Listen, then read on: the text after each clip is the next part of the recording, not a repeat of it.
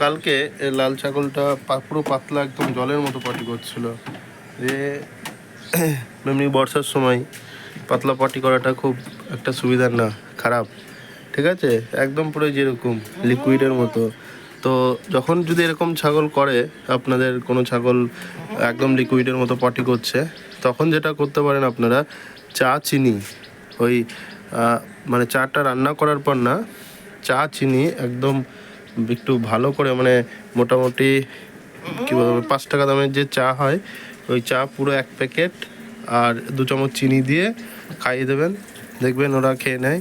আর ওই চায়ের যে কষ, সেই কষের জন্য কিন্তু পুরো পেট এঁটে যায় ওদের, মানে পটি ঠিক হয়ে যায়। এই দেখুন, আজকে এটা পটি করেছে, কালকে করেছিল পুরো একদম জলের মতো, যে এরকম পুরো জলের মতো বেরোচ্ছিল কালকে, আর আজকে করেছে এরকম পটি করেছে, তো ঠিক হয়ে যায়। এই দেখুন, আজকে পটি করছে, দেখুন।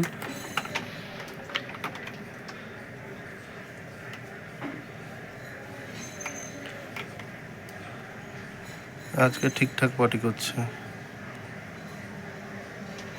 কালকে ওই ছুটে গিয়ে মাঠে দেওয়া ছিল, নাড়া খেয়ে নিয়েছে, এই গমা খেয়ে নিয়েছে বেশি করে, যার জন্য এরকম পটি হচ্ছিল।